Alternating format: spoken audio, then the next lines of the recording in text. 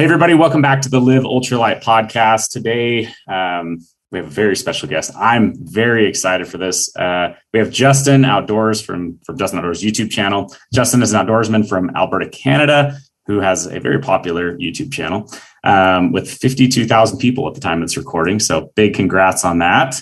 You also went full-time YouTube pretty recently, which I'll have to ask you a little bit about, but that's really exciting. Justin, you typically make videos revolving around backpacking trips, gear reviews, and I'm excited to pick your brain. To say that I haven't followed you for a while and watched your videos would be just a straight up lie. I've enjoyed your videos. In fact, this last winter, I was watching a few more of them as you're a guy who has done a lot of winter backpacking and we were doing some winter backpacking and just really love seeing those videos and stuff. So I'm a bit of a fanboy, I guess you could say. I've really enjoyed watching your channel. So how you doing today, Justin? Great. Thanks. Yeah, I appreciate it. I'm actually nervous because I've been enjoying your podcast for a long time too. And feel like I'm a fanboy of the podcast and hearing you guys talk about gear and your trips and everything has been awesome. And I haven't done a podcast in a really long time, so I'm a little bit nervous in that regard too, but really happy to be here and chatting with you. Well, you were doing like a live stream last night, so this is just old news for you, sitting in front of the computer, talking, going through questions, right? So yeah. I did not give you a heads up on what I'm going to ask you, so that's probably part of this nervousness here. yeah. I don't know. It's you ask the tough questions. I heard you chatting with Devin the other day and getting deep. That's good. No, I love podcasting. I'm a big consumer of podcasts too, and so. If I can find something, I'll try. Cause I think you in particular, there's a lot of levels, and anytime you've got something like a YouTube channel, you're just seeing one level a lot of the time, meaning just what's on video. But a lot of the adventures you go on are pretty extreme adventures. And, that's what I hope, I guess, to get into is maybe some of that. So if you are listening to this, stay tuned. We're going to see if Justin will open up a little on some of these trips and maybe some of the stuff that happens when the camera's off, which I think will be really, really interesting. So, but before we get to some of those stories, I do want to touch on a bit of, just a bit of your backstory. So where are you based out of, Justin? So I'm in Calgary, Alberta, up here in Canada. So that's, if you go north of Montana, 5 hours, that's where you get to the city where I live. And then we're an hour east of the Canadian Rockies. So we have big mountains an hour away, which is amazing for getting out and experiencing some pretty amazing locations. Yeah, I'm going to come visit you one day. I've actually got an in-law that just married into the family from Calgary area, and I want to get up into Banff and some of that. So I was going to go 2020, and then COVID happened, and so that didn't end up happening. But maybe next year we'll be up there for, what is it called, the Stampede? So Calgary Stampede, yeah. It's if you want to see rednecks being redneck, the Calgary Stampede is a good place to go. I put on a sophisticated face, but I grew up in a small town, so. Oh yeah, I got my cowboy hat up there. That's same here. I grew up in the middle of nowhere with the school had cows on 3 sides and. Yeah. So was growing up, were you outside a lot? I mean, for me, it was in a small town, that's what you did. But what about for you? It was the same thing. My closest friend was a 20-minute drive away. So we had a forest out back, and I would just go out and play in the forest mostly by myself. So I was solo tripping right from the beginning. And growing up with my family too, my parents are very outdoorsy. So we were going on a lot of canoe trips. I grew up out in Ontario, out east on the East Coast, or kind of central East Coast. So canoeing and river tripping is a big thing out there. So that's what my first outdoor experiences were with camping and more backpacking type trips, was overnight canoe trips. So your parents were going and doing that with you though? Yeah, we were doing that a lot, kind of growing up, and then as soon as kind of entering into high school, doing a lot more trips just with friends and groups. Yeah.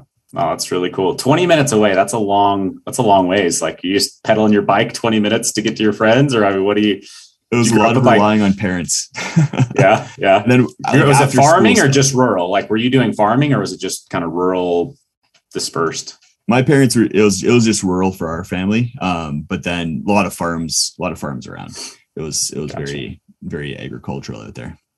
Yeah, that's pretty interesting. Sounds really cool though. I love, I don't know. I had a good group of friends, but man, being that close is pretty awesome. For us, it was kind of like we'd ride our bikes like a mile, and then we'd cross into the freeway, and then it was just like that was whatever we wanted to do with. It was just so much stuff, but it was all desert, rocks, sandstone. Okay. At least like where we could get access to from our pedal bikes. But no, that's pretty cool. I personally have not done a lot of canoeing. I'm wondering why you haven't done any pack rafting or something like that on your channel, or maybe you haven't. I haven't seen it. I don't know. But I've done a couple of canoe trips that I've filmed. Okay. It's just kind of a different audience, and so it's the storytelling's kind of similar, but people just aren't quite as interested in that. So we usually do a canoe trip once or twice a year with me and my friends, and sometimes I'll film it, sometimes I won't, but it's just a different form of content that I'm putting on my channel. But I'd like to do more of it and just showcase it anyways, because it's a lot of fun. For adapting from backpacking to canoeing, do you kind of have more space or more weight that you're able to carry, or what's like, is it feel more low key, or is it like more intense? Depends on the trip. So these days when I'm going on trips with my friends, we go on rivers where there's no portaging. And so you're not having to carry your canoe or any of your gear around like rapids or sketchy parts of the river. But growing up, it was kind of similar in the sense that you tried to reduce your weight, because if you did have a 2-kilometer portage, you didn't want to be carrying 80 pounds. And with a canoe on your back at the same time, it gets pretty intense. So totally. But it's still like canoeing is very old school in the sense that a lot of people are still carrying like iron skillets and like full kitchens out there, and then just being like, you know what, if I have to carry 80 pounds in my backpack and then another 50 pounds of canoe, then I'm just more of a manly bushman. So yeah. Oh, that's super, super interesting. So you grew up, you had a career path that you just left. Tell us a little bit about what you have been doing in that career path. Yeah. So I went to university for biology, and when I was there, I did a lot of tree planting as well. So that was kind of got me outdoors a lot more. I was living out in the bush in tents for 2 months of the year.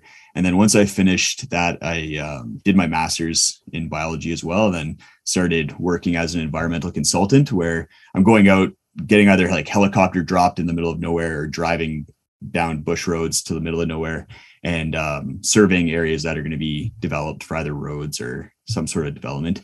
And so I was outside a lot with that, and that kind of allowed me to keep in the outdoors continue it after growing up and throughout my life, and really paired well with the backpacking and hiking and canoe tripping that I've been doing. So once I kind of finished, once I was doing that, I was doing a lot of the outdoor trips, and eventually just kind of the YouTube channel got to a point where it was sustaining itself, and I had enough income in order to leave my other job, and everyone at work was super supportive and was following the channel at that point in time. And it seemed just like a seamless transition. And the YouTube thing has been pretty much my dream job. When people ask me about it, it seems kind of cliche to say, but I enjoy so many aspects of it, from the creation to the business side of things to the getting outdoors. And then the people in the community are just amazing, and getting a lot of opportunities to see behind the scenes has been great as well. Yeah. Well, before I jump into the YouTube side, we got to back up. You said you'd spend up to 2 months out there at a time. Is that what you're saying? So, yeah. I mean, that's a lot of time. And I think that people, I imagine you're just like intense that whole time, or do you have, okay. That's a lot of experience, right? And it's different experience. It's not like you're about just backpacking, but it is all experience, right? And it really adds into, that situation. It was kind of funny because at the same time, I think Joe reached out to you to try to schedule this podcast. Brigham, our product designer, and me have followed your channel for a while. And he's like, wait, you're interviewing him? I just barely emailed him. Like, just totally separate. But, I think for those that have spent a decent amount of time out there, can really see when they watch your videos, the level of detail and level of knowledge you have, spending that much time in succession out there really translates into experience. And I imagine that's really, where you get that keen eye for certain aspects of the gear you're using, right? Yeah, you have to, a lot of things go wrong when you're spending 2 months out in the bush. And a lot of the time we're about 100 to 200 miles away from the closest town. So when things go wrong, you're having to figure it out on your own with the materials that you have. And you don't want things, so you get things that aren't going to break. And then if they do break, you have to figure it out. And so you do get that eye for looking at different pieces of gear, or not even necessarily if it's outdoor gear, but just the things that you're using have to work. And you definitely develop an eye for that. Yeah. What's like the worst thing that you had break or like worst case scenario on one of these trips? Worst case scenario I was a tree planter. So that's the person who's just planting like little trees about that big, after they've logged an area. After a couple of years, I became a foreman, and then you're supporting the tree planters. And I was driving the bus one time, and it was after a 14-hour work day, and I was trying to back a bus 50 like 30 miles down a bush road in the dark. Back it up the whole time? Yeah, because there's no way to turn around. And I got about 3/4 of the way and then backed it right into the ditch, and had us stranded there for a little while. And luckily there's an excavator, and I was able to, on the radio, call the guy who was living just in the bush, who's running this excavator, and he came and he pulled our bus out with this excavator, because it was really, really stuck. And that was sketchy because we weren't set up to be spending the night out there, and it was getting cold very quickly. So there's a lot. I almost died a couple of times while I was tree planting. There's a lot of pretty sketchy things, but it was the best learning experience that I've had out of any job. Just some almost died experiences, not a big deal, right? Yeah, exactly. What do you mean? Is that like, you got a tree fall next to you, or you got a grizzly bear hanging out, or like, what do you got going on, man? Or just cold temperatures, exposure? That was driving. So that was like the driving aspect. So we'd have all the trees in a like 20-foot trailer, and we'd be pulling it with usually underpowered trucks. And then I'd been working like 18-hour days for a few days. So I asked someone else to drive the truck. And they weren't as experienced with trucks and didn't set the trailer brakes before getting going. So we were going down a hill, and then the trailer just started pushing us. We started swerving back and forth across the road, and that's what woke me up. So I was able to reach over, start pumping the trailer brakes, but we broke both axles on the trailer, flat. Oh. All the tires were flat on the trailer, and then 2 of the truck tires were flat just from getting swung around so much. Just and probably throwing it off the bead, breaking the bead on the rim or something. Yeah, wow. It was bad. And like, I went and looked at where our skid marks were, and we were about that far from getting onto the gravel shoulder, which then pulled you right off a cliff that didn't have any guardrails on it. So that was pretty sketchy. Yeah, that's pretty sketchy, man. That's way crazy. Well, I'm glad you're no longer tree planting and driving around in underpowered trucks and having to back 30 kilometers down dark roads. And that builds some character, I'm sure, which translates to probably why you're able to just keep a smile on your face when you're doing some of these, pretty intense trips that you head out there to do, right? Yeah, exactly. So getting a little bit more, like you talked about this transition into YouTube. Why did you start on YouTube? Like, where did that first video come from for you? A lot of it was I was a fan of YouTube. I was watching a lot of people, just to kind of get more knowledge about backpacking. So I've only been backpacking and hiking kind of out west for 10 years now. So I was learning, picking up knowledge, and then I realized that I had a lot of knowledge to share as well, and a lot of research. I do a lot of research into gear, so I had a lot of information to share about that I didn't see out there, kind of really in-depth analysis about gear and comparing different things. And my friends were getting sick of me talking about it with them, so decided to start the YouTube channel and have a little bit of an outlet for that. And I just really took to it kind of right away. Found it really interesting. Loved the chatting with my viewers in the comments, and then it kind of gave me an excuse to dive even deeper into the gear without feeling like I was wasting my time as well. And it was, just a lot of fun. Were your first videos like gear review videos, like just analyzing a piece of gear? A lot of them, yeah. It was the Ultralight XT was one of the first. The Ultralight XT sleeping pad was one of the first kind of in-depth reviews I did. It just come out onto the market, and I looked at it and was like, this thing's going to be super comfortable. And then tested it out, got the review out, and I think it's been the most viewed review of that pad forever at this point.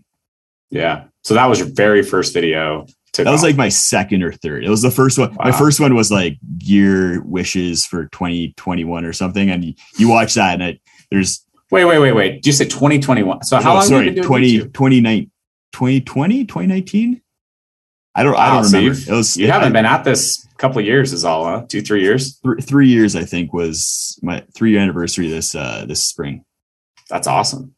Yeah. Wow. Congrats, man. That's way cool. Thank you. No, that I have enjoyed, like I say, listening to some of the in-depth stuff that you cover in those. Obviously, what I feel like I gravitate to more is just some of the trips that you're going on for sure, and I think those get a lot of views as well. But those are, as I kind of look through your most popular videos, it's either let's see, your biggest ones are gear lists, gear breakdowns, and then some of those trips as well. But a lot of them are really, people seem to be really honing in on your gear lists. Why do you think that is? Like, why do you think people like your gear reviews and your, that side of things? I think I hope this is the reason why, but I try to come at it from the mentality of the viewer and a problem that they're trying to solve. So I have a bunch of different gear lists. I don't necessarily just put out, this is like the gear that I use for like this year or this point in time. I put out gear lists for like the beginner backpacker, someone who has never been backpacking before, gear that I would bring if I was just starting out, or if I was going to go ultralight, or if I was trying to be as comfortable as possible. Gear that kind of targets a problem that people can then look at, not necessarily buy all that gear from that gear list, but see like, okay, that sleeping pad is from his ultra comfort gear list, and I really need a more comfortable sleeping pad, or my backpack's too heavy. They can kind of pick and choose from the different ones. And I think people like that aspect, as opposed to just, here's just what I use at one point in time. They can kind of look at a bigger picture. Yeah. I think personally, from my side, what I also see is just a lot of these gear lists come from like post trip, right? Or like you're on a trip and you're saying, this is the situation, these are the conditions, and here's what I've been using, right? So your most popular one of all time is the like sleep system for -40 degrees, right? I'll tell you right now, that's a very good headline just because, or title, because no one likes sleeping cold, right? Like no one likes sleeping cold. It's one of the number one reasons that you hear in person of like why people won't go backpacking or camping. It's like, oh, I tried it one time and I froze, and I'm never going back type of thing. So, having that title of -40 degree sleep system is a pretty catchy title, and got a lot of views, a lot of interest. And it's a really interesting video to watch and to see those layering aspects. So I would encourage any of the listeners that have not seen that video with Justin, go check that out. But talk to me. I don't want to make this a winter one. I'd rather bring you back on in the winter to like just focus on the winter trips. But, Justin has a lot of experience, obviously living up in Canada. You've got a few months of cold weather, I guess you could say. Yeah. Usually starts snowing in September and then doesn't stop till June. Oh my goodness. Yeah, I don't envy that. At all. But you did recently go on some pretty cool trips. One of them, I found a certain aspect of it interesting, which is the West Coast Trail, I believe was the name of it, right? Yes. And that looked like a pretty interesting trip. You could look at it and be like, that was an awesome trip. Or like you could look at it and be like, that was a miserable trip, because you spent a lot of time in a lot of rain and wind, right? Mm-hmm. Yeah. Go ahead. Yeah, it's a unique trip in that it's known for being really rainy and windy. But I did the trail 5 years ago with some friends, and we got perfectly sunny, warm weather. So I was really looking for when I did it this year to go on the trail and experience a little bit more of like an authentic West Coast trail trip where I was getting that rain and testing myself and pushing my limits a little bit more, because a lot of the time, I think a lot of people can relate. You don't plan trips for bad weather necessarily, but I find pushing my limits a lot of fun, and was kind of seeking that out for this one. Yeah. So describe to me this trail. How many days on trail were you? How many miles total is that trail? Maybe tell just a little bit about the details of that. So it's located on Vancouver Island off the west coast of Canada, and it's a 50-mile trail. So it's not a long one, but most people take about 7 days probably on average to do it, just because there's a lot of, the terrain's really hard to navigate. You're going through really big mud puddles, having to hop between like rocks or logs or roots. And then you're on sand when you're on the coast, and the sand just slows you down a lot. And there's tons of ladders that you're having to go up and down. So it just takes a while to cover mileage. I ended up doing it in 5 days. I think I'll try it again, try and do it in 3 days down the road, just keep doing it faster. But because it's on the coast, you just get crazy weather rolling in, and you'll get sometimes you'll get tons and tons of rain, and everything will flood out. And then you get wind just pummeling you off the coast as well. And it can be pretty extreme. About one person every other day gets rescued off the trail because of injury or getting stranded, and they've had to evacuate the entire trail a couple of times due to the rivers just flooding too much and people just not being able to move along the trail.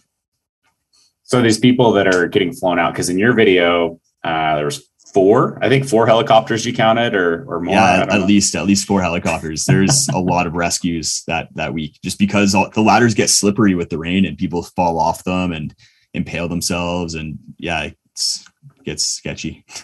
Is that the primary thing? Is the ladder situation, or? Yeah, the ladders and the bridges. So a lot of the bridges don't have railings, so people will slip and fall off the bridges, or fall off the ladders. Or there's rocks that you're scrambling over that they fall off things. Falling off things is the primary way people get injured. That's crazy that they're, I mean, that's a lot of people flying out. You'd almost think that they'd say, all right, let's take some of the money of all the rescues that we're putting into this and, I don't know, build better guardrails and stuff like that's just come, because you're saying like 50 people a day are starting this trail, right? Yeah, about 50, 60 people a day. And they are trying to do that. They, between when I did it last time and this time, they took out probably like 400 feet of ladder, and you had to go down into this river valley and then back up again. They just put a bridge across it. But the problem is they have, I think, like 200 plus like ladders and bridges on the trail. So it's just a lot for them to even just maintain what they already have. Never mind putting in new stuff. Yeah, but man, what a popular trail. When you were starting this out, like how did the trip compare to your expectations? Were you expecting that amount of rain and wind, or were you thinking like, oh, I'll get some rain, but it won't be too bad? Or what was your expectations?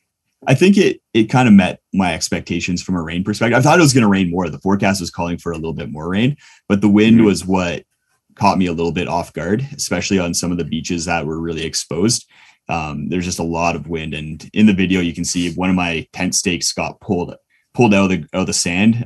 That's one of the challenges, is you're having to stake down tents. I brought a trekking pole tent, and you're having to stake them down in sand, and even with a giant rock on top of a snow stake, it just pulled the snow stake forward and then up from underneath the rock, and that was sketchy. That could have turned out really bad if my tent got kind of picked up or ripped or in some way. So that's I had some questions around that. That's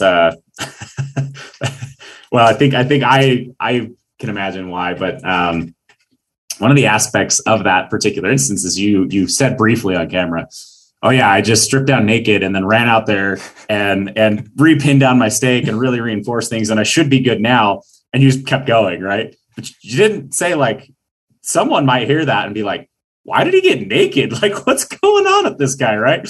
Like, why is he get naked and run outside? So explain to the listener why you would do such a thing, because it's a very smart move. But someone might hear that and have no idea why you would do that. That's a great question. And I think I've only explained it a couple of times, never on the channel really, but a couple of times in person to people. Is a lot of people don't realize that your skin is waterproof.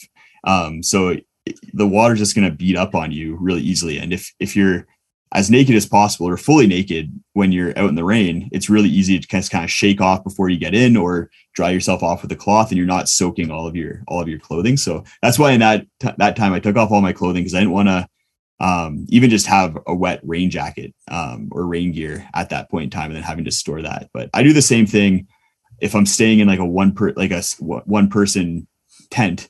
There's not a lot of room inside there, so I'll strip naked outside the tent and then get inside, just so that I'm not bringing all of my wet stuff inside and having to like get the inside of the tent that much wetter. Yeah, that's a super good tip. Are you typically taking a towel or something like that when you're going out, or are you just using another article of clothing to kind of towel off when you get back in? I have a little Swedish cloth that's probably about that big. And so it's about like 3 inches by 2 inches. And I'll just wipe down myself with that. It's super absorbent. I think I measured it at being 20 times more absorbent than like a pack towel that you get from Pack Towel. It's like the microfiber cloths. And then it squeezes out really easily as well. So I use that to dry myself off, dry off the inside of the tent from condensation, dry out the outside with rain. It's super useful.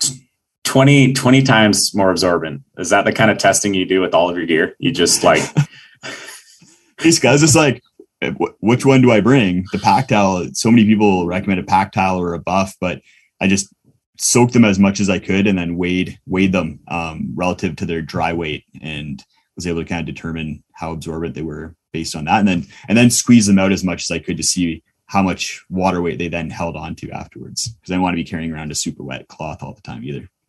Right. No, it's really smart, really, really smart. And I think going into these situations like that West Coast trail, which I think eventually got a little bit of sunshine, and it looked nice. I liked the one bathroom with the view, and some of that it looked nice, right? But that, going back to that's fascinating that you're taking your gear and you're wetting it out and you're weighing it and you're compressing it and you're seeing what the absorption level is. That's another level, right? From what most people are doing to analyze their gear. Mm-hmm. Why do you think you do that? Like what has driven you to the point where you're just looking at that kind of detail? That's the way my brain's always worked. Like I think I listened to a podcast where they interviewed Dan Durson. They asked the question, are you a Lego kid? And I think that's like a good question for the type of people who are going to be kind of really analyzing things and seeing how they're put together down the road. And I was definitely a Lego kid, and started right from the beginning, just trying to figure out how things work, how they're put together, why they work the way they do. So it's not enough for me to just look at something and say, okay, this is better than this in this way, or this performs this way relative to this other product. I want to know why it's happening that way. And sleeping pads is a big one for me that I've really dived into recently. Is why am I seeing variations in sleeping pads that have the same R value when I'm out in the real world, and then kind of diving into that in a little bit more detail. Because a lot of the companies aren't willing to really talk about it, partly because they just don't know the answers, but then also they just don't want to have that level of detail out there in a lot of instances. So yeah. Sleeping pads are wild, man. I'll just tell you from design perspective and stuff, patents control that industry a lot. Yeah. And it's in fact, we've more or less internally decided to take a sabbatical on sleeping pad design. We're going to take a break from it because it's very technical, very time intensive, very expensive.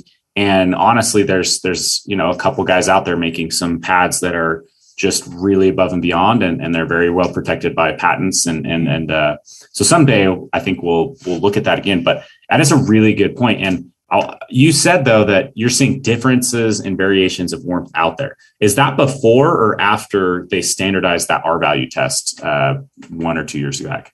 That's after. So they standardized the test, and then I'm seeing pads that have like I've been testing a lot of pads with kind of the mid 3 or kind of low 4. I kind of group them into those 2 categories. That's where a lot of pads fall. And I'll see a pad that has a R value of 3.5 sleep colder out in the real world than another pad that has an R value of 3.5.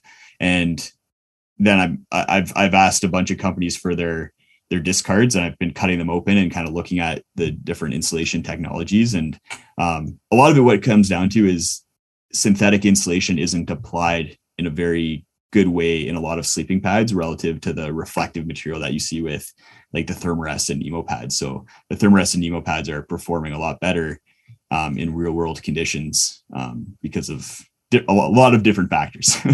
Yeah, no, I think that's a really, really big thing is when you've got a synthetic pad, or synthetic bonded to the top of the pad or whatnot, you still have a lot of empty chamber, especially too, because a lot of those pads, whether it be some of the pads we make, whether it be, Big Agnes pads or the Sea to Summit pads, there's a lot of empty space because they're also like 3.5 inch thick pads. Yeah. And that opens up a lot of opportunity for convection and air movement. And so when you do have these reflective ones like the Nemo, the Thermarest, they are slowing down the movement of air in there as well as doing the reflective and staying super lightweight. So that I think when it comes to the laboratory testing, right, like the plate underneath, I don't think, as far as I understand, is not actually like colder. It's just they apply heat to the top and then they see like how much dissipates through. And so in the real world, obviously the ground is not like room temperature. It's different variations, which is probably going to could be a part of why like you're seeing more fluctuation in that style of the pad versus the reflective where they're trapping more air movement. Right. But yeah, exactly. And they're just looking at it in one direction. And especially like you said, with the thick sleeping pads, you have so much surface area on the sides. And that's the issue with the Sea to Summit is they have a thin piece of insulation, but then that goes through the middle, but then you have an inch of air above the insulation and you're getting air coming in, hitting the sides of the sleeping pad and then cooling that off very effectively. And it cools people off. Yeah.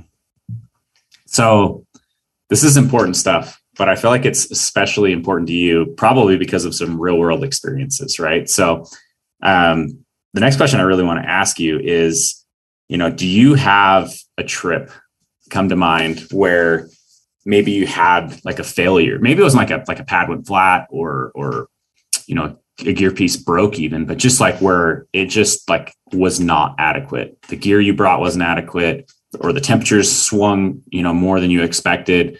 Do you have any kind of a trip maybe you could share with us where you're just like, it got real intense and I don't know, the elements came into play and the gear, like does anything come to mind related to that? Yeah, I think the first one that comes to mind is a winter trip. That's where I'm usually kind of pushing the limits and pushing gear a little bit more because a lot of it is temperature dependent. And I was trying to have an ultralight trip in the middle of winter. And the forecast was for minus 20 degrees Celsius, which I forget what that is in Fahrenheit, but it got down to minus 30, which is I think minus 22 degrees Fahrenheit. And so there's about a 10 degree plus difference in temperature from what I was expecting. And I was bringing gear that I was pushing the limits of already. So I did everything I possibly could to try and add insulation. I wore all of my clothing in order to try and stay warm. I was putting my backpack underneath my sleeping pad to try and add some warmth that way and pile snow up on the sides of my tent to try and add a little bit more insulation into the tent. But I didn't sleep a wink that night. And I was around 3 a.m. I started debating whether I was going to have to like ski out because I used touring skis to get up to the lake that I was camping at because it was just so cold. I was at the point where I was shivering. And I was like, if I stop shivering, I'm in a really bad place and I'm going to have to do something drastic really quickly here. So just to recap, you were expecting -20, but it got to -30. Is that what you're saying? Yes. Yeah.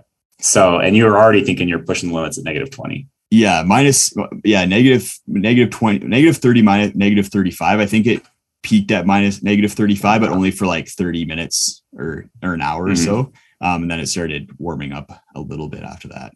How far in are you from being able to like get out of there if you had to?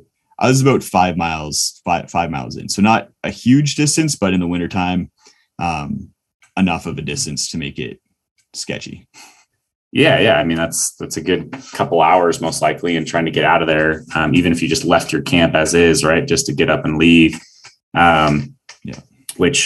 Which is not always the funnest. I did have a scenario where I did that from lack of testing some gear before I left that was not gear that I'd previously been using and didn't know how it was been treated. But that it was not as cold as that. So it was not nearly as extreme, but that's super. Like, walk me through like what you're thinking as you're laying there, like not sleeping at all. That's really bad, right? Like, what are you trying to do inside the tent to, like you said, you're trying to layer some things. Did you have a stove? Did you heat water? Were you able to do anything, other things or any other ideas that you had? Like, I'm sure you were desperate for anything, right? Yeah. At that point, I was debating I was going to turn my stove on in the vestibule. So I was in a 1-person Dyneema trekking pole tent for that trip. So not was this last winter? Just this last winter? It was, yeah.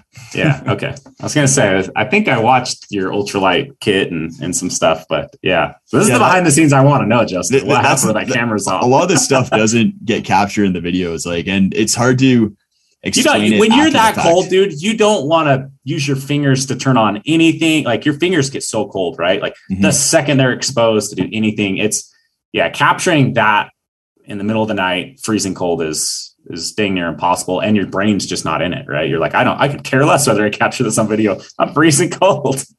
Exactly. And even the next morning, like once I was warm, I was just happy to be warming up and able to kind of finish out the trip. So you almost have like rose-colored, or I found I had rose-colored glasses at that point in time. And it wasn't until I was reflecting afterwards I realized kind of how extreme the situation was. And that's where I start going through and thinking about, okay, what can I do in the future to avoid this? Like, even when I'm pushing the limits, I want to be doing it safely.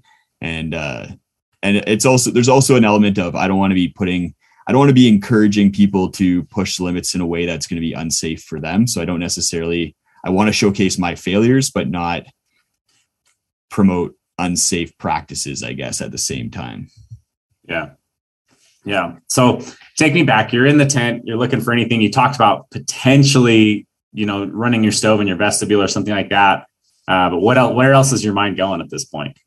Just stacking as much stuff on top of me and then below me in order to add as much insulation kind of around me as I could. I was also trying to move. I ate some food to try and get the engine going, get my metabolism going and working a little bit. And then I wasn't able to pile too much. The snow wasn't really working for piling snow, because I did get out of the tent at one point to try and just move around, warm up a little bit before getting back inside, and piled as much snow on the side of the tents as I could, just to try and make a little bit of a Quincy type scenario or igloo around there. But the big thing was that I was juggling was, how effective would be using my inReach to call for an SOS at that point in time? Because if I got to that, if I wasn't able to move myself out of the tent and down back to my car, is there another option? And there really isn't. That's the interesting thing with search and rescue that I think a lot of people don't realize, is you're going to have, especially if it's at night, they're not going to be rescuing you at night. It's just not safe for the search and rescue team. So, you have to be able to hunker down and survive till morning if you want to be rescued, if that becomes the scenario. Yeah. I mean, even best case scenario, I don't know, 2 hours, would be fast response time with a life flight or something. You know what I mean? Yep. It's not like they're just, you hit that button and they're minutes away. Right. Especially at night. We're lucky in the Canadian Rockies that we have some of the best search and rescue. And I hear of under an hour response times, very often to inReach alerts, and there's a lot of units around and they're very quick at responding. But yeah, there's also been multiple instances over the years where people have died because they get stuck overnight and can't survive the elements. But yeah, in a lot of places it could be a full 24 hours before someone can get to you. Yeah. Did you end up heating up any water or anything like that, putting it in a bottle? I didn't know. It was to the point where I didn't have a ton of fuel in my fuel can either. At that point in time. So yeah, because it got colder, I used a lot more fuel to cook my dinner and everything. Yeah, it was a lot of things kind of did not go as planned on that trip. Yeah. If you had to hike out, because I think for me, my thought is I can always move, which is probably not true. Not always true, but it's like, as long when I'm moving, right, your body can generate so much more heat than sitting stagnant. So I think a lot of times when I've gone out in the winter, the backup plan is always like, I can always layer up and just move and just start hiking out, just start moving. As long as I'm in a condition to force myself to walk and move, hopefully I'm generating enough heat to be moving to safety. Is that something you felt like was at jeopardy ever on that particular trip? Or did you feel like in the back of your mind, you're just knowing like, no, if it's a little bit worse, if I start hiking out, I'll warm up, I'll get better, that type of thing? Or what were your thoughts on just like that worst case scenario of trying to get out of there hiking at night? I was pretty confident that I'd be able to hike out if I needed to, because it'd be different on a different trail. The trail that I was on, I had a lot of ski tours that used it. So it was quite packed down. So I knew I wasn't going to kind of get bogged down and exhausted by hiking out, and it was all downhill. Whereas on some other trips I've been on, if I was breaking trail or I was post-holing in order to get back to my car, then I there's a lot of scenarios where people die of exhaustion in really cold temperatures as well. I think Annapurna circuit just last year had like 20 people die because they just weren't able to move through the snow. Wow. Yeah. It'd be different too if it was like a multi-day trip too, right? Because then I think that's maybe one thing people don't realize too, and sometimes going to these situations is, at least for us, the danger zone of doing some of these winter adventures increases like exponentially the more days you're out, the farther distance you do get from a rescue or hiking yourself out, right? But like, gear gets wet, it doesn't dry. You know what I mean? Unless you've got a stove and can get in there and have that opportunity. But like an internal stove is what I mean, like a titanium wood burning stove. But it can go exponentially up. So, but it is pretty terrifying to just be kind of sitting there and like have that moment where you're like, I think I'm losing some cognitive ability right now. Like I'm not thinking clearly, or I'm not, and you're starting to see some of the digression in both physical and then mental. I think the mental side is almost more scary, Yeah, it is. And I think it's probably the one that sneaks up on you the quickest. Because you don't really realize it. It's like carbon monoxide poisoning. You don't really realize until you're unconscious. So and if you've never been through that before, then you're unlikely to recognize the symptoms that are coming and be more likely to succumb to it. So yeah, I think that's why I always encourage people to go out and test things out on like shorter trips and everything, because you don't want to be experimenting on a multi-day trip. Right. I think just knowing like there's a few lines in the sand as you think about it, it's like, all right, snow and that condition, cold is like one big obstacle or intense part of backpacking. The other one really to me is like rain, right? Because moisture in general can just rain and wind, I guess, can just suck the heat out of you faster than people I think can really understand until they've experienced that. And there's a few lines of defense against that, right? Like there's the rain gear aspect, which is kind of like the first line. And then you've got your shelter. Going back to that West Coast trail, you're in a trekking pole shelter, and you're in fierce winds, a lot of rain, and it is your last line of defense, right? Like that gets ripped away. You're back down to like trying to tough it out on your rain gear or make other plans, but you can't sleep at that point. You can't do some of those things. So why do you choose like a trekking pole tent in a situation that can be that extreme? Or you said even in the winter, using like a Dyneema trekking pole tent. And I think people would be interested in knowing like why your choice of a trekking pole shelter, and if you feel like it's just as secure or just as safe or usable versus a full freestanding type shelter. Yeah, I prefer trekking pole tents. I find them easier to set up, and then a big thing for me with bad weather and trekking pole tents is a lot of the time they go up all as one unit, so you're not getting the inside of the tent wet. And with the West Coast Trail, I use the Durson X Mid tent, and I really like that it has a sill poly fly as well. So the sill poly just works really well in the rain as far as not sagging and absorbing moisture.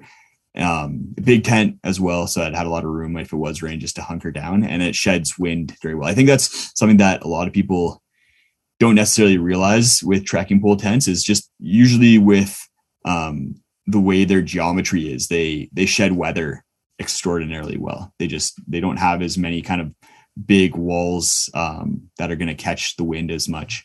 And that's the reason why I like trekking pole tents a lot. And it's their weather and then their weight. How well they do in weather, then their weight.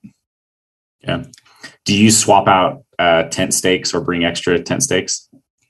Yeah, I'm on the MSR groundhog train, as far as just I'll bring those for anything that's in dirt, and then if it's in sand or snow, then I'll bring snow stakes, or I'll use dead man anchors. They work phenomenally well at the same time. What length on your groundhogs are you looking for? I'm full length. Yeah, I don't really use. I might bring the minis for like some guy lines or just extras, but I use the full length, especially with some of the trekking pole tents. You just put a lot of force on those stakes, and you need something robust. Is that in the groundhogs? Do they make them at like past 7 inches? They make like an 8 or 9 inch length, or do you know?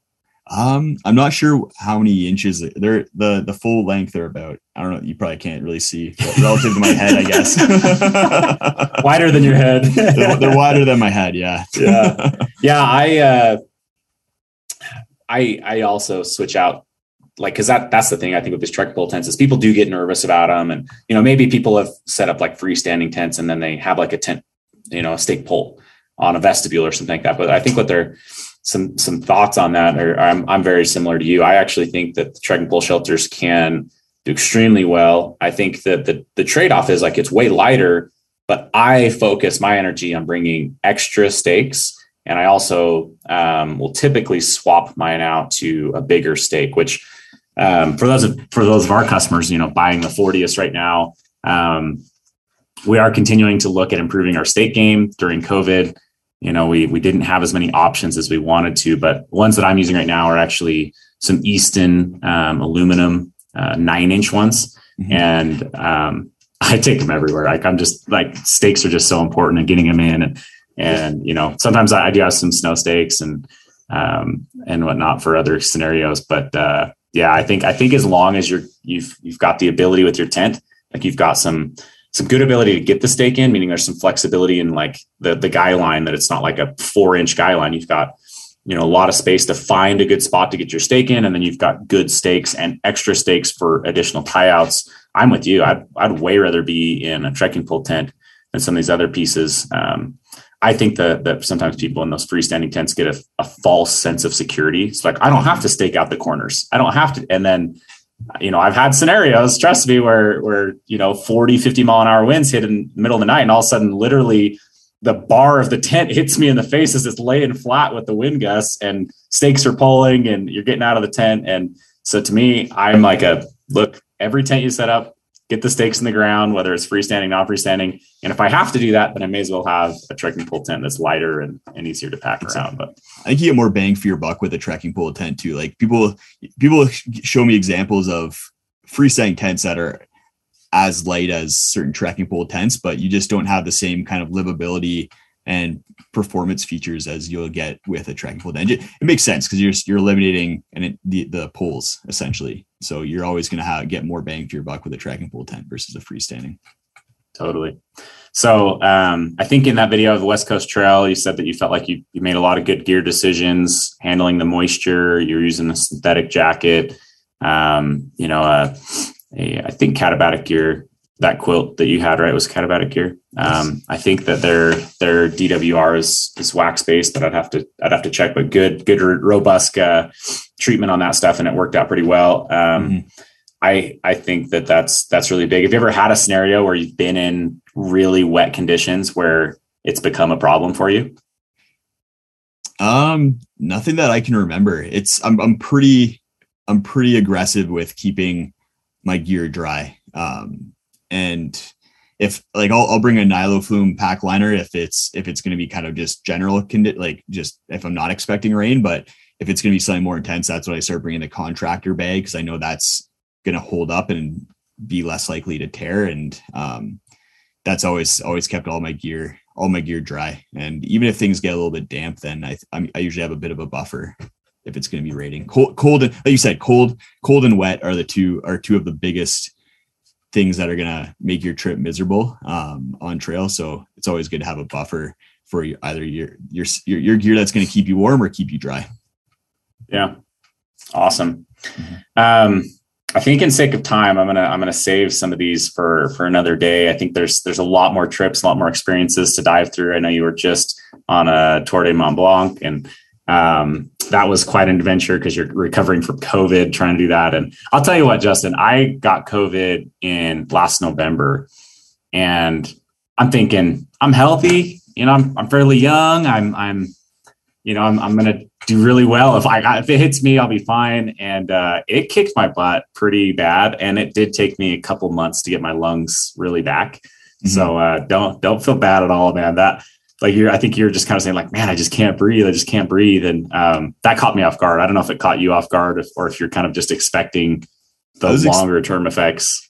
I was expecting it I was expecting it to be an issue the entire trip, but I think I got lucky in that by day 6-7, when I started hitting some of the longer days, I was feeling a lot better. And I was probably back to 100% after a couple of weeks since I got it. So I got That's really awesome. Lucky. Yeah. I feel like I saw something once saying that you maybe do a little bit of trail running for training.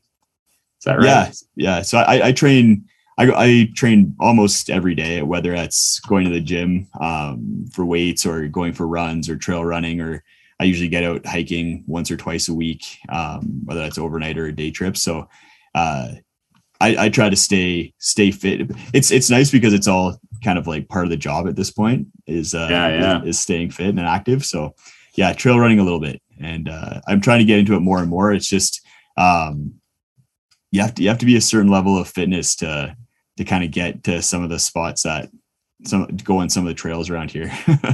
Oh, really? Like they're just that intense to do like a loop or something. It's just that far. And yeah. For like the ones, for like the nice ones, like you can kind of like, I rather just go for like a run around like the city here where I live versus like driving for an hour to hike to trail run a trail that's not going to be super exciting. So I've been training so I can do the more aggressive, intense trail runs.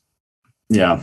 I've been trail running for about a year and a half, and in a few days I'm going to try an ultra marathon that's probably going to kill me. So probably be first and last for me, but I've really enjoyed trail running. I was going to ask you about that. I knew it. You had mentioned in previous podcasts that it was coming up. I was going to see if you'd done it yet, or if it was still a few days. Saturday is the day. So it'll be an interesting day to say the least. So how are you feeling with it? I don't know, man. I think I'll be okay. I think when we did the rim to rim to rim Grand Canyon, my knee got pretty jacked up, and it was a good learning experience. And I've worked a lot on recovery, but it really hampered like my June training, which is like where you're ramping up your miles as much as you can. And then you start to taper off, towards the race. And so I definitely felt like I didn't get like that peak training. But the knee's feeling pretty good. I've spent a lot of time in the mountains. So I'm feeling pretty good. I'm just, where there's going to be rain, there's going to be lightning. It's all above 10,000 feet. And, so there's some of those things that I feel like I've had a little bit of time with, but this is my first ever race. Like I've never run a half marathon. I've never run a marathon. I've never done anything. So, but I'm just not like interested in any of those. So, this was interesting to me. And so we'll see. I think the biggest thing that's in the back of my mind that I'm nervous about right now is just if that knee starts to, or knees really, it's been both knees kind of have ebbed and flowed. And so I think just staying up on electrolytes and hydration is like my best combatant, and then just running my own race. So we'll see, man. It'll be really interesting. And like you say, it's a lot of like time dedicated to trying to ramp up miles for that kind of training. So we'll see if I don't know, get something out of it that makes me want to try it again. But hopefully you guys film it, or at least get a little bit of content to follow along on your. I think you said that you might film the suffering just for the. Yeah, we are. I love to do stuff like this because it's pushing yourself to those limits where I feel like you learn, which is why, I love interviewing you, because it's like you're the kind of guy that loves to push those limits and learn. And so we will. In fact, that's what I was playing around with. I didn't get it ready, but picked up like one of these little Insta360 cameras. So I'll be trying to capture some of that. And then at the aid stations, we'll get what we can. But nice. I think the biggest thing for us is like when we do these, we'll document it. Hopefully it turns into something good, but more so like we can spin content off of this for a while because there'll be lessons learned, right? Like just before this, I took a sodium sweat loss test, like to see how much salt I'm losing in my sweat. And it was off the charts, right? And so then going and taking that and applying it into this race, then being able to come back and share some of that will be interesting. So we'll do our best to document it. Hopefully it's worthwhile. Definitely. But anyways, back to you, Justin. I want to dig in more to the trail running here. Let's go on some other day. But for the sake of some rapid fire questions here, are you a trail runner or boot guy? Trail runner all day. Yeah. It's rapid fire. I'll leave it at that. You're good. You can see my shoe rack back there. That's all the trail runners that I'm currently testing. There's a few there. In fact, with I think you had a thumbnail for that live stream. I had to click in the live stream because I thought you were at a gear shop, as I just saw like the shelving and like all the shoes, and I was like, "What is going on here?" Oh, no, that's just his closet here. Summer, shoulder season, or winter camping? Summer. Like your summer. Yeah, just for the week. What's your average base weight? 11 pounds. For summer camping. Yeah. Okay. Are you like a GoPro or a DSLR guy? My phone. You film a lot of that on your phone. All of my trips are on my phone, and then I'll bring my my mirrorless camera out just for like more of the talking head type stuff and reviews. Impressive. That's impressive. Yeah. Try to limit the barriers to filming, because it's tough when you're out there to even just like take your phone out and film, never mind trying to deal with a camera, I find. Yeah. And on some of your trips, was it last summer? I think you did the Continental Divide, or no, the GD Great Divide Trail. Yeah. GDT. Yeah. So yeah, that would make sense when you're doing something that extreme, to just all barriers to filming, get them out of the way. Yeah. Are you a chair or a pad guy? Chair, 50-50 chair versus nothing. If I'm going to be hiking for 12 hours and then sleeping, and then basically getting to camp and sleeping, then I won't bring the chair. But if there's any sort of camp time, then I'll bring the chair. Okay. Bucket list trip. Like if you go anywhere tomorrow, where'd you go? I mean, you just went on a bucket list trip. So I did. Antarctica, probably. Antarctica. Wow. Where does that come from? Like, who have you seen go there? Or where did that? I've just seen little glimpses of ski touring camping trips through there, where you ski and are just in a pretty insane place. Have you seen 14 Peaks on that Netflix series? Okay. Yeah. Did you love it to death? I did. Yeah. I've been like on the cusp of getting into mountaineering for a very long time. And every time I see something like that, or like the North Face Lhotse film, I just want to keep trying to push into it. Yeah. it was a really good. If you haven't seen that, go watch it. It's so good. Yeah. Okay. I think that's the last of the rapid fire, but any future plans, things for people to watch out for in the future of your channel? I think I'm going to be doing a lot more international trips over the next while, and probably some more collaborations with people, kind of visiting different parts of the States and meeting different YouTubers and companies and stuff like that, as well as I want to try and kind of take like what I do with pushing my limits, and then try and bring some other people out. So I just did a trip this past weekend with my parents, and they're in their late 60s, and they've never backpacked before. So I took them out and helped them kind of get through that. And then I'd like to take like Dan Becker out on a real winter trip and see how cold he can get them. As well as, good luck getting him. You're going to have to, he won't be listening to this, but you're going to have to trick him. I will help fund that. So if you need a sponsor for any of that, but yeah, you can't tell them what's really happening. No hot tent either. I feel like I need to take him out with no hot tent because that gives him the real experience. Oh yeah, no, I'm all about that. I think it sounds great. You're definitely one that I'm like, I'd like to get in, down to backpack with us sometime. I think you'd fit in. We wouldn't have to adapt a trip at all, or change any of the things that we might already have planned. So I think that'd be a lot of fun as well. So we'll have to look into that. But yeah, Utah is a place I want to get to a lot more, like at least once or twice a year, because there's just so much that it offers. I love the high country, but you have a lot of the high country. Maybe we'll have to look at it in the winter season when you're, snow locked in up there and bring you down to the desert or something. But yeah, exactly. Okay. Well, make sure you guys go subscribe to Justin Outdoors YouTube channel. It's a really, really good channel. Love the content. Obviously from this podcast, you see how much knowledge Justin has and how much he shares there. If you're someone who's looking into knowing that level of detail on things, you're going to be hard pressed to find a channel that is just that analytical and has that much, time in the field and experience of putting these things to the test, especially in some of those extreme conditions that you're getting up in Canada. So, any other places you want people to go to follow you or find you? That's it. I've tried TikTok and Instagram and Facebook and Twitter, but I'm terrible at all those. So YouTube's the place to be.